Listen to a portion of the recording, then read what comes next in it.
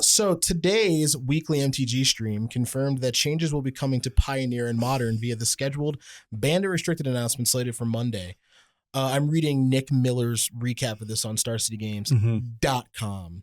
Andrew Brown and Dan Musser of the play design team for Magic the Gathering joined Blake Rasmussen for an hour-long discussion on ban philosophy for the many constructed formats the game has to offer. The two confidently reiterated that changes are coming to Pioneer and Modern, with some statements hinting at cards that are being targeted for bans.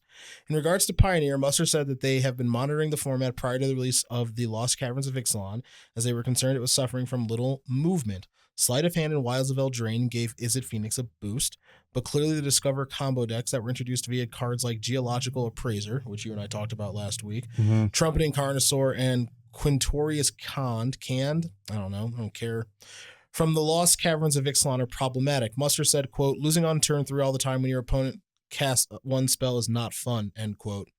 Well, somebody get him a raise. Is that in Nick Miller's article or is that you? That's Nick. The raise part? Yeah. That's me. Okay. No, it isn't what Nick would say that. Yeah, totally. Yeah. I thought it was like, oh, that's funny. Yeah. That sounds like something Nick would say. Yeah. Making it sound like Geological Appraiser could be the card to get hit with a ban. This ban would also target an uncommon instead of the other two mythic rares mentioned. An additional statement from Musser made it sound like another ban could be Karn, the Great Creator, as he said it isn't fun when players have access to the perfect sideboard card all the time. Karn mostly shows up in Mono Green Devotion, a deck that has wavered from the top deck in the format to a sub 50% win rate deck, but one that highly relies on Karn to not only pull off a game-winning combo, but to also have answers to most problematic decks thanks to the Planeswalker. Notably, any changes to Pioneer will also be reflected in Explorer on MTG Arena, as it mirrors the format as much as possible. So if the cards getting banned on Monday are on MTG Arena, they will also leave Explorer. All right, before I get to the Modern portion, all right, here's the Pioneer. I have a story. Okay.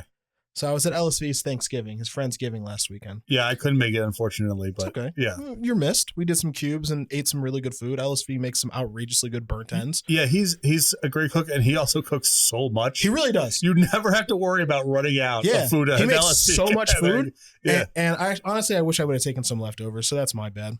Okay, so I'm there. It's like me, LSV, Beckstrom, Raptor, Matt Nass, Sam Party, a bunch of people, right? The normal crew. Mm-hmm. Raptor doesn't play. For those of you who don't know Raptor, Josh Layton. That was his Magic Online name when he used to play a lot. So he doesn't play much anymore, right? So he's basically out of the loop. So the conversation came up about the Discover deck that you and I kind of had, right? About just like, what's the mechanic? How does it work? Fixed cascade, blah, blah, blah.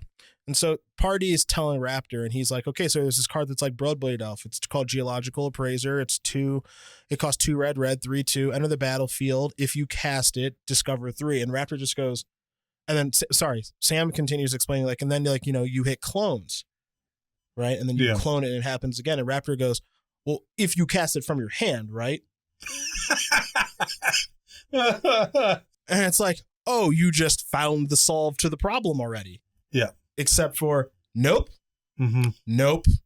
So that would have been an easy fix to this problem. If you just have the text, if you cast it from your hand, like some cards do have. I worked with Josh a little bit at Direwolf very early on in my career there. Yeah. He eventually left, I think, to go work on Storybook Brawl. Okay.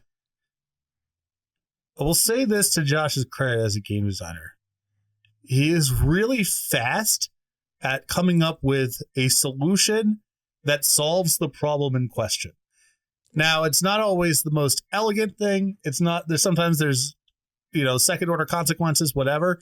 But in terms of how do we fix this problem, he finds it real fast. Yeah. Yeah. So you ever see that meme? I think it's a Star Wars meme or something where, it's just like you say something and then the other person's like, so the example here would be Geological Appraiser, like when it enters the battlefield, if you cast it. And then the other side of the meme is like, if you cast it from your hand, right? And the other person no text. And it's like, from your hand, right? Like that's all I thought of as he said that. Because he's just like, oh, okay, I don't even need to hear any more about this. This is just stupid. Yeah. Right? I don't need to hear any more. Like they fucked this up. And it's moving on. So it would be humorous to me if this card gets banned 2.5, 3 weeks into its shelf life. But that's in play. Okay, cool. So that's Pioneer. Here's the Modern portion of the announcement. And then you can riff on however you feel about any of this stuff. Modern will also see changes on Monday, but the exact cards joining or coming off the ban list are still up in the air. Brown said they are happy with the unbanning of Preordain, and they are happy to look for more spots to take cards off the ban list. Musser said, quote, "It is pretty clear something needs to be done," end quote, in reference to Rakdos Evoke, Up the Beanstalk decks, and Orcish Bowmasters decks. Musser pointed out counterplay can't seem to keep Rakdos Evoke down, and the deck only has gone up in play rate as of late after winning the Modern Pro Tour. Orcish Bowmasters could be one of the bans, as Musser specifically pointed out how 1 toughness creatures are being shut out of the format. Musser also made it pretty clear that Splinter Twin would not be coming off the ban list anytime soon, as it creates an unfun play pattern. True. All other formats will stay the course. Brown and Musser said the team is happy with the place Standard, Legacy, and Vintage are currently at. Brown highlighted that Standard play rates are the highest they have been since the pandemic at the LGS level.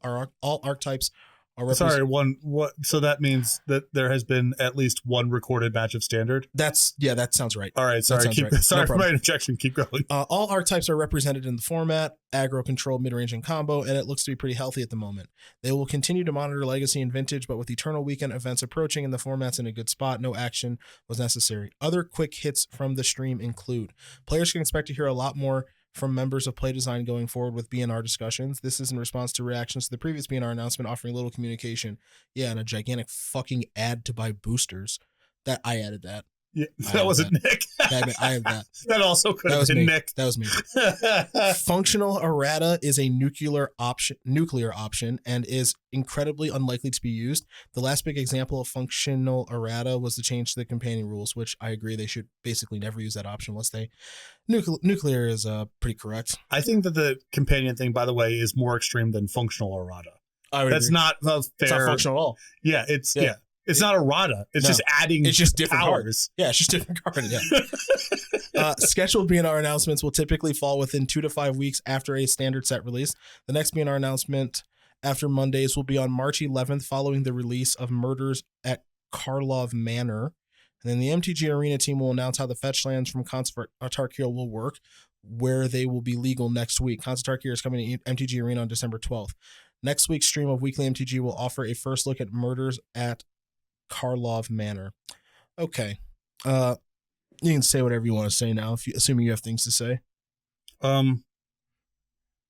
It's sort of weird to give people some of the information, but not all the information.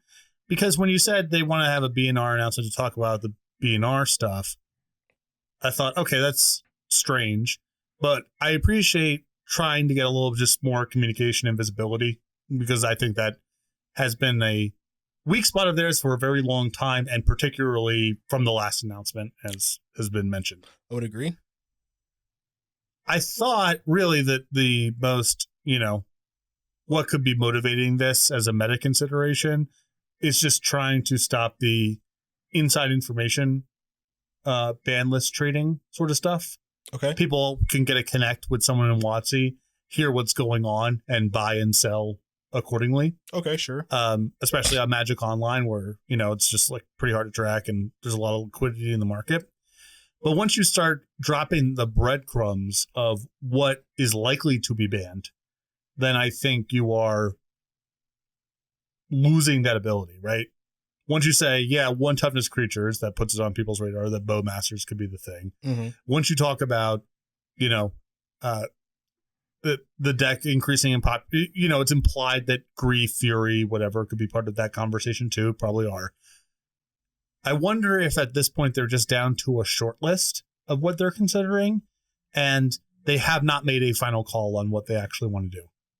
Okay. That would be my assumption. Okay. Because the times that I was over there, the conversations from the play design side of what we are going to ban to the ban announcement was like within 48 hours, 24 hours. Oh, okay, sure. It wasn't like we knew for a month what was going to happen, and then the announcement came. Okay. So if they're in this spot right now, based on my working history, and this was several years ago, so things could have changed, I don't know.